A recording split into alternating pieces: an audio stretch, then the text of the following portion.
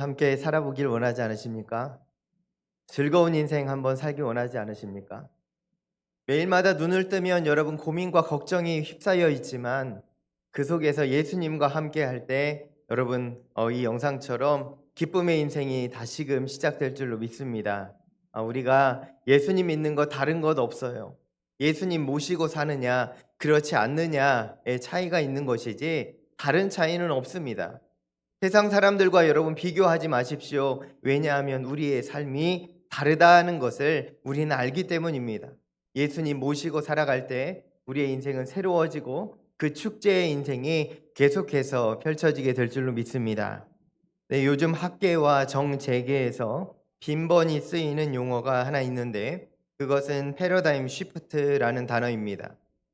여기서 패러다임이라는 말은 1962년 T.S. 쿤이 쓴 과학혁명의 구조라는 책에서 과학의 역사와 구조를 설명하기 위해서 처음 도입된 말이 바로 패러다임이라는 말인데, 당시 이 말은 사물을 보는 방법, 그리고 문제를 삼는 방법, 그리고 문제를 풀어가는 방법을 의미했습니다. 그런데 오늘날에 와서 이 패러다임을 넘어서 이제 패러다임 시프트라는 단어가 자주 등장하게 됐습니다. 이 이유는 우리가 살아가는 이 세대가 그렇게 고정된 생각, 어떤 하나의 방법의 생각으로 흘러가지 않게 되었기 때문입니다. 그래서 네가 가진 그 패러다임, 그 생각을 시프트 하라는 것입니다. 다시 생각해 보라는 것이고 새롭게 조명하여 그 일을 바라볼 수 있어야 된다라는 것이죠. 사실은 우리 지금 전 세대가 함께 예배를 드리는데 우리 어린 세대 청소년들 그리고 어린이들 청년들은요. 이 패러다임 시프트가 굉장히 익숙한 시대에 살고 있습니다. 자연스럽습니다. 고정된 생각이 아니라 새로운 시각으로 살아가는 시대다라는 거죠. 그러면 누가 이 패러다임 시프트에 대해서 불편함을 갖는가? 그것은 우리 장년 세대임을 부인할 수 없습니다. 어떻게 살아가야 합니까? 장년 세대가 추구했던 삶의 자리, 그리고 신앙의 자리도 있는데 오늘 예배함에 있어서 특별히 조금 불편했던 분들이 계시다면 그 마음을 한번 주님 앞에 조명해 보시기 바랍니다. 나는 왜 불편했는가? 나는 예배가 왜 불편했는가? 아니면 예배가 좋았다라고 한다면 이 좋고 즐거운 마음들을 계속해서 붙들고 살아가기를 소망합니다.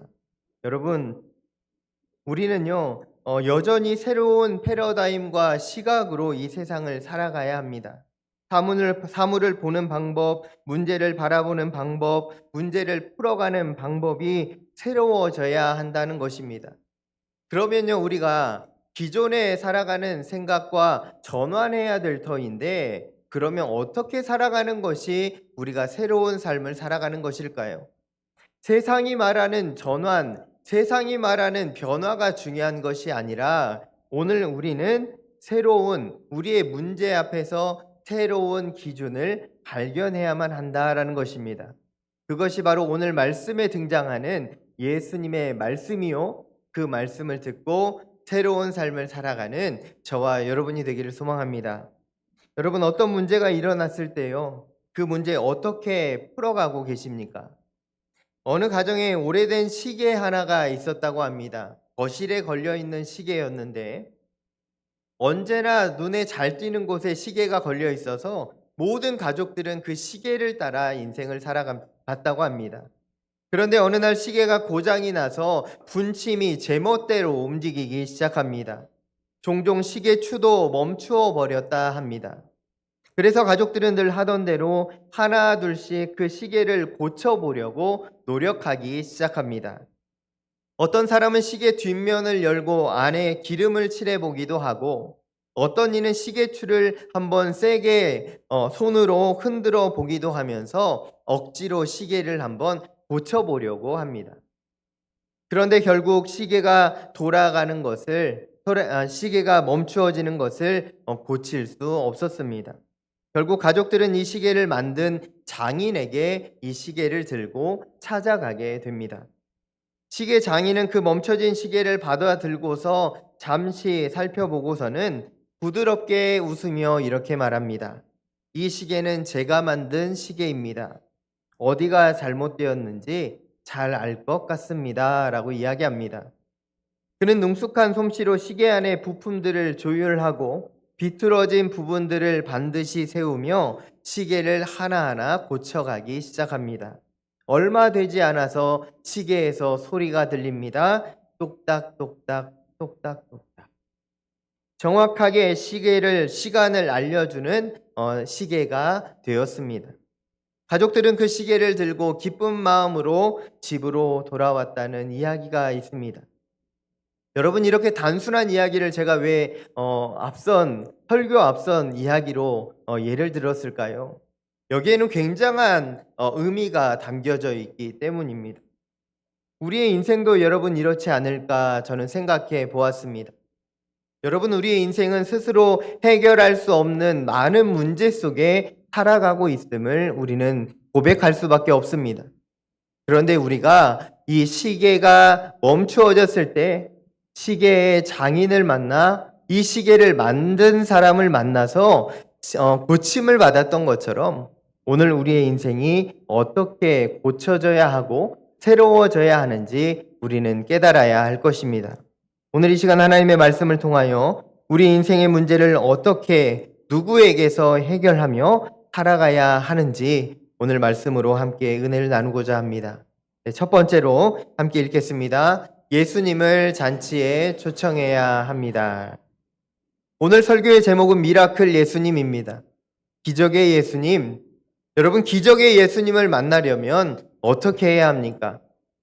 예수님을 초청해야 하는 것입니다. 그래서 여러분, 이 시간에 잠깐 가슴에 손을 얹고 잠깐 마음의 소리를 한번 들어보시겠습니까? 내 안에 예수님이 계시는가, 계시지 않는가 한번 질문해 보십시오. 우리 어린이들 한번 질문해 볼까요? 예수님이 거기 계십니까? 안 계십니까?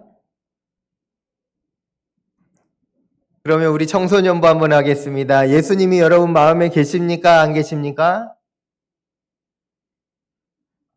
네, 우리 성도님들 하겠습니다. 우리 성도님들, 예수님이 우리 마음 계십니까? 안 계십니까?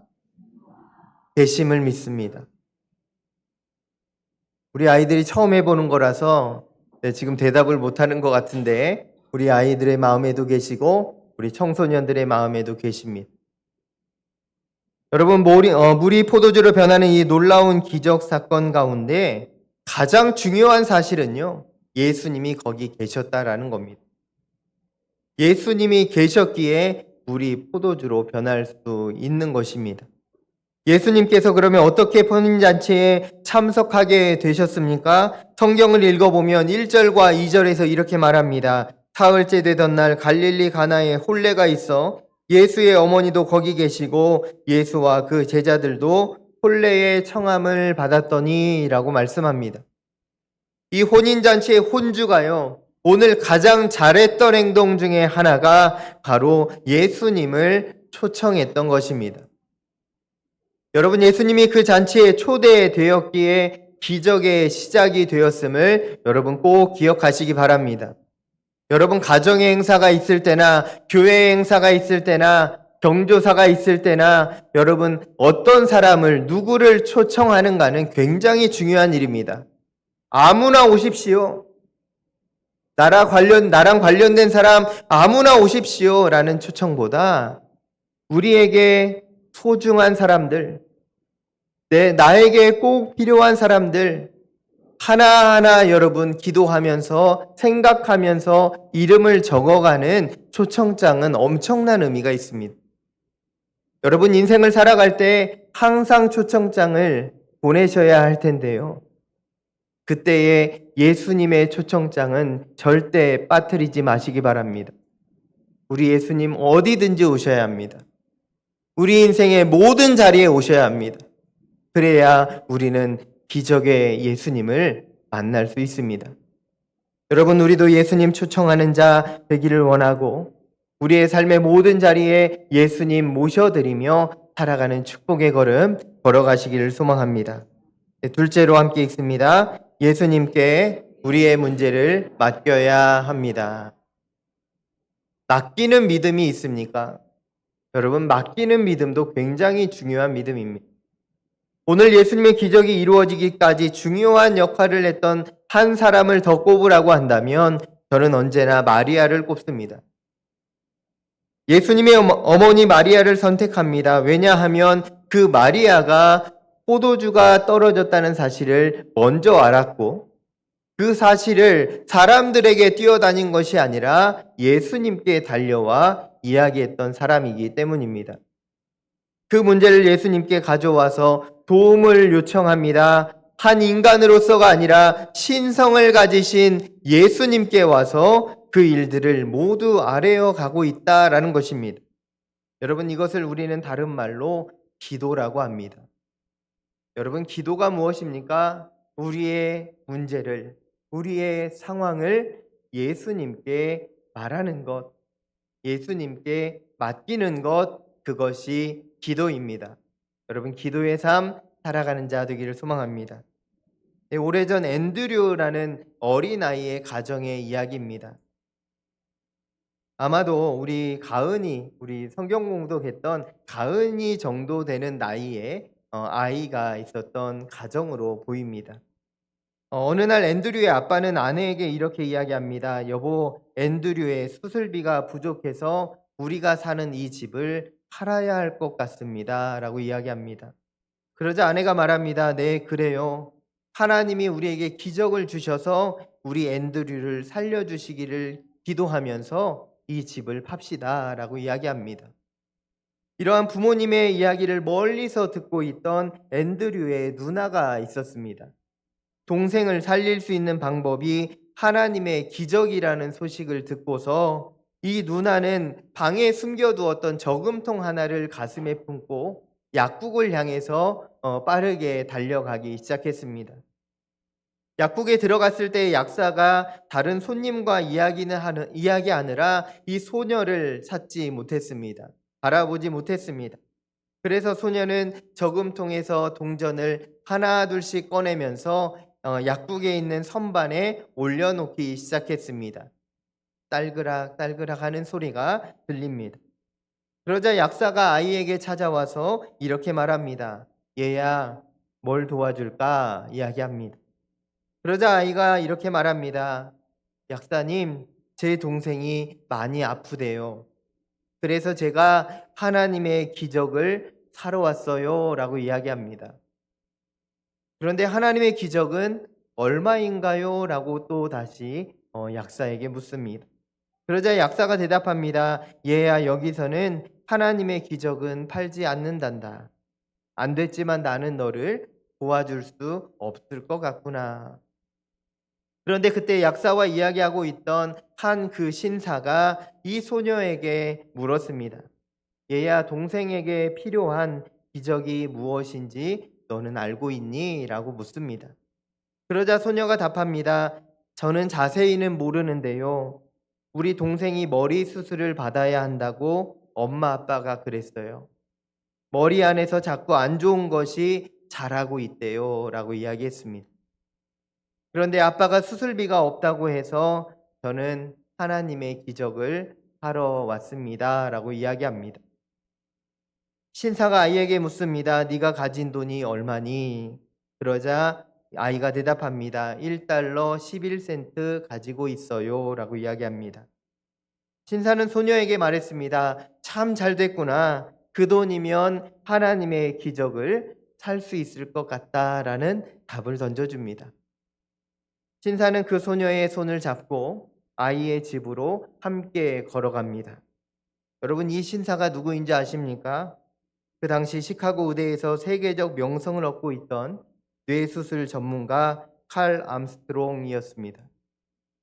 그래서 이후 동생 앤드류는 이 칼 암스트롱에게 수술을 받게 되었고 건강을 완전히 회복할 수 있게 되었습니다. 집도이었던 칼 암스트롱은 앤드류의 수술비로 1달러 11센트를 받았다는 이야기입니다.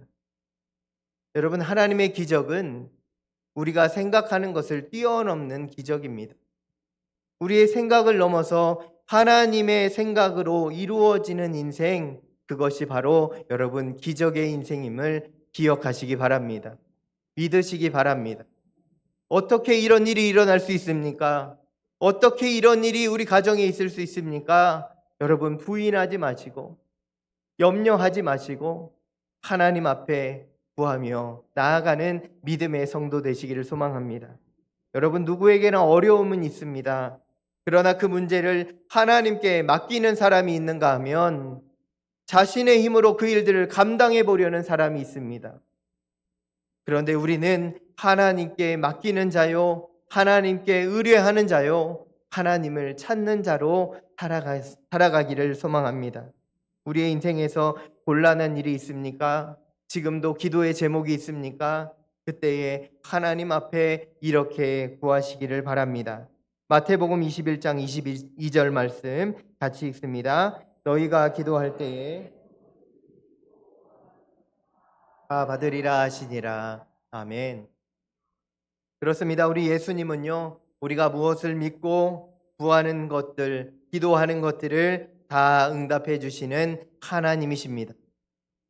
오늘 예수님의 어머니 마리아가 포도주가 떨어져 버린 그 상황 속에 그 문제를 예수님께 가져갔던 것처럼, 그래서 그 시작으로 기적이 나타났던 것처럼 오늘 우리도 예수님께 우리의 깊은 자리에 있는 문제들을 내어 맡기는 용기가 있게 되시길 소망합니다. 그럴 때 우리도 미라클 예수님, 기적의 예수님을 만나게 될 것이고, 그 기적의 예수님을 통하여 우리 인생은 기적의 인생으로 변화되어질 줄로 믿습니다. 셋째로 예수님 말씀에 그대로 순종해야 합니다. 함께 읽습니다. 예수님의 말씀에 그대로 순종해야 합니다. 네, 이것은 순종하는 믿음입니다. 오늘 말씀에서 순종하는 믿음이 무엇인지 여러분 깨닫게 됩니다. 말씀 속에 등장하고 있는 하인들에게서 우리는 그것을 발견하게 되는데요. 하인들의 순종의 자리는 총 두 가지입니다. 하나는 항아리에 물을 채워야 하는 것이고, 또 하나는 그 채워진 물을 떠서 연회장에게 갖다 주어야 하는 일이었다라는 겁니다. 여러분, 항아리에 물을 채우는 것과 항아리에 채워진 물을 떠서 연회장에게 갖다 주는 것 중에 무엇이 쉽습니까? 무엇이 쉬울 것 같습니까? 항아리에 물을 채우는 것이 쉬울 것 같습니까? 그것도 만만치 않은 일입니다. 항아리에 왜 물을 채워야 하는가? 우리 아이들이 엄마 아빠가 심부름을 시킬 때 이런 질문을 많이 합니다. 내가 도대체 왜 이걸 해야 되냐고. 불평합니다. 왜 해야 되는지를 안 알려줍니다. 거의 잘 안 알려줍니다. 그냥 하라고 합니다. 그렇지 않습니까? 우리 아이들? 네, 그렇지 않은 것 같은데 집집마다 그렇습니다. 그러면요, 그냥 합니다. 입 푹 나와서 심부름합니다. 다녀와서 우리가 지나가 보면 왜 엄마가 이 심부름을 시켰는지 그제서야 알게 되죠. 오늘 예수님의 명령을 받은 하인들도 마찬가지입니다. 좀 설명을 해주시면 좋지 않습니까? 이게 여기에 물을 채우면 내가 포도주로 변하게 할 것이다. 여러분, 그러면 얼마나 좋겠습니까? 열심으로 갔다가 붓지 않겠습니까? 그런데 예수님 그렇게 일하지 않으셨다라는 것입니다. 당시 이스라엘 가나에서 항아리의 모습 어떤 모습이었는지 한번 사진으로 한번 보겠습니다. 띄워주십시오. 갈릴리 가나입니다. 여기가 가나에 있는 혼인잔치 기념교회 입구 저렇게 써 있습니다. 네, 들어가겠습니다. 들어가 보면 지금은 저렇게 아름답게 만들어 놨고요. 네, 지나가 보면 이제 항아리 하나가 보이는데 저 항아리가 이 항아리입니다. 네, 그래서 저 항아리, 돌 항아리 6개가 놓여 있는지라라는 것입니다. 저기에 예수님이 하인들에게 물을 부어 담으라라고 말씀하셨던 겁니다. 그래서 당시 저 항아리는 어떤 의미가 있냐면 입구에 항상 비치가 돼 있어서 오가는 사람들이 입구에서 손을 씻고 발을 씻는 물을 담아놓는 그릇으로 사용됐던 항아리입니다. 그런데 하인들에게 예수님이 그 항아리에 물을 담으라 하셨고, 그 물을 떠서, 그러면 그 항아리의 물이 여러분 깨끗하겠습니까? 더럽겠습니까? 저 항아리 보셨죠? 깨끗할 것 같습니까? 더러울 것 같습니까? 더러운 물이 분명합니다. 손발 닦는 물에 불과합니다. 그런데 그것을 가져다가 연회장에게 갖다 주라. 여러분, 이것은요, 순종하기가 굉장히 어려운 명령입니다. 그거 갖다 줘서 어떻게 될 것 같습니까? 연회장에게 갖다 주면 무슨 일이 일어날 것 같습니까? 상상에 맡기겠습니다. 이런 일들 요즘의 젊은 사람들 특별히 잘 안 합니다.